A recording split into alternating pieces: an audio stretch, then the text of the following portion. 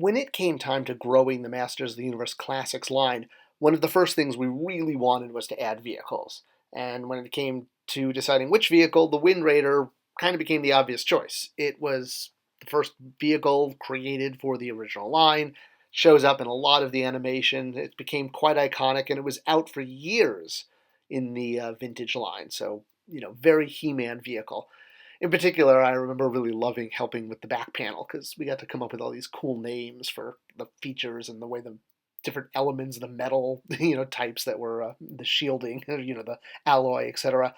Well, as much fun as it was to work on it, sales were not exactly stellar. There was a little misunderstanding with the fans because we got a very tiny portion of the overall production in, and it sold out overnight. But then when we got the rest of it, like the other 90%, it just kind of sat there. So while it was the biggest Wind Raider ever made at this point, it looked like it might be the only chance to do a vehicle in Classics. And of course, we made more vehicles in Classics, and that's why we're jumping into this, because today we're talking about the second vehicle offered in the Classics line, which was a much smaller one, and there's a reason for that. The first one didn't sell very well, and no one really wanted to approve doing a second one. And it really became actually something that is a pretty steadfast strategy in the toy industry, that you kind of just wait them out. Management tends to change a lot, like every couple years. And after a few years, it was a completely different management team, and they had no memory of the Wind Raider not selling. So we got to do a second vehicle. But, I mean, we did show the sales stats from the first one. We weren't hiding anything. But I think there's definitely some bitterness when you are on the management team of something that doesn't do well. And to pair with this vehicle, and that was sort of the key, was what was going to be different about this was we were going to include a figure.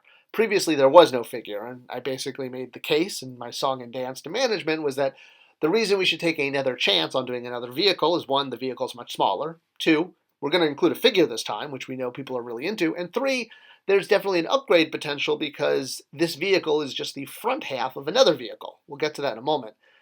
Then, of course, there was the fact that it shows up everywhere. The Sky Sled is pretty much the most iconic, I think, quick getaway vehicle from the franchise. It shows up in the Filmation cartoon all the time, and the thing is, it wasn't just the good guys.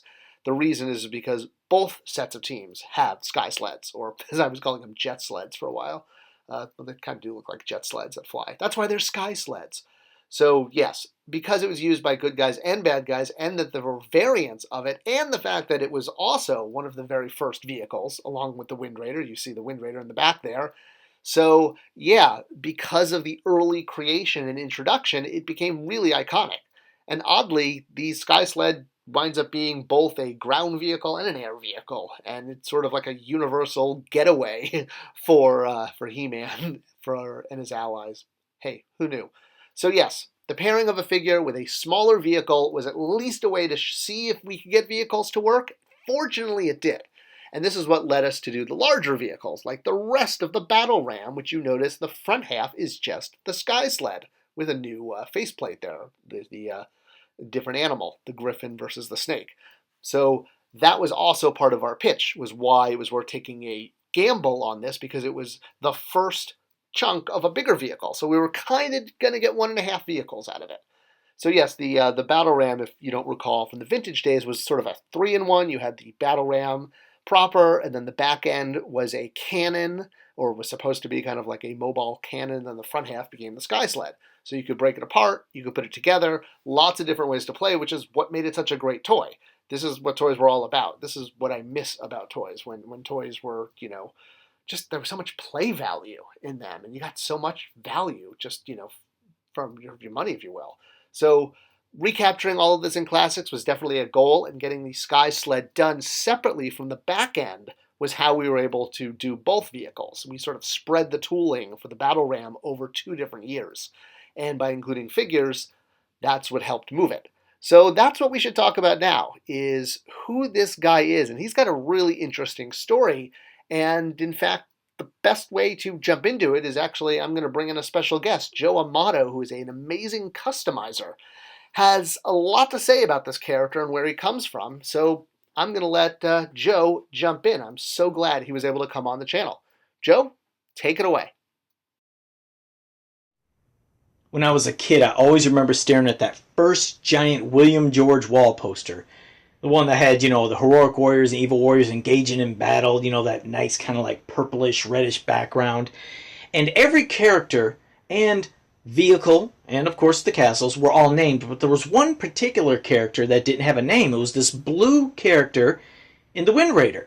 And I always wondered, why doesn't he have a name? Who is this? And I remember asking my mom and dad, like, hey, when's this guy going to be released? And, like they knew the answer.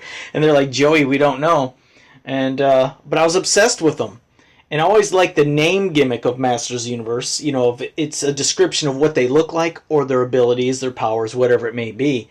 And I was like, he's flying high in the sky. So as a kid, I named him Sky High. And fast forward all these years later, then here comes the internet. I was able to share my name with everybody. And seeing as there was never an action figure of him made when we were growing up, I was like, this is the perfect time to share my name with the whole He-Man community, see what they think of this character, the idea of it. And I started posting that. I post on He-Man.org, other toy groups, other toy websites, pages, everywhere that I could think of, just to share it and see what people thought. So I gave the name, I said how I came up with the character, and it started catching on. People were enjoying it. They liked it. I even did a vintage figure of him, and that was when I first started doing customs. So while that custom may have looked crude, it got across the idea of, okay, this character has some life to him. And then a little bit later, I did a classics version of him. And this was years before the official classic one was actually made. So the name and everything was shared so much it started catching on in the community, and eventually, bam, people started knowing him as Sky High, and it caught on so much that it was used for the official version. So it was such an honor to see that when he was made in classics, that they used my name. I mean, it's official now. I was like, who would have thought, when you were a kid, you're dreaming of this character, that's just a random character on a poster. You didn't think it would ever be made. You sure didn't think it would have the name that you came up with, and when it happened, it was like, it was a dream come true. So this character has always been special to me, and it'll continue to be special to me. He's one of my favorite characters, and again, it was an honor having my name used officially for Sky High. So definitely, if you are a He-Man fan, check out Joe's stuff online. He is a very, very talented customizer. Not only does he do serious stuff, but he does some really awesome, hilarious stuff. Like almost every IP is seen through the lens of He-Man. So yeah, definitely check out his stuff. It's worth a gander. All right, so getting back to the name. So yes, Sky High. While Joe was the one who came up with it, I had no idea of that. I just knew it was a name that was already used a lot in the toy industry. From board games to action figures to, well, almost every category tends to have a Sky High in it because you've got two words that rhyme and sound similar. I mean, there's a reason it came to Joe's head. So, yes, I wasn't even sure if we were going to have access at using this, but it turned out while it was registered for almost every type of toy category, dolls, games, non-action figures. So we got it. I chose the name because everyone online called him Sky High. I had no idea at the time that Joe was the first one to officially call him that. When I found out about this years later and I met him at a convention, I said, oh, wow, I think that's so cool. That like you, I had no idea. I would have totally given you credit when I was there. And people have even been asking me since I started this channel when I'm going to address this. I was like, well, I'll address it when I get to the Sky High video because that's the best time to address it. So there you go. That's how he got named. And the outfit, we wanted him to kind of be a generic pilot. The idea you could put on anyone's head. And this was sort of like a pilot outfit, the way Man-at-Arms is in the sort of foot soldier outfit.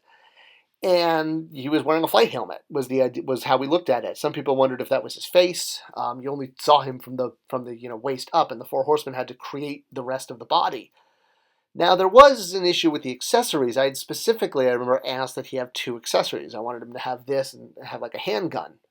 And when it came back, I saw that design had sort of steadied that. This was Ruben had taken over, Ruben Martinez, but it actually none of the toys that Ruben sort of talks about that he didn't actually work on them. He had a I guess a junior designer who was under him that did all of the Motu work on what was forming as Ruben's team. He was like sort of the first direct report for Ruben.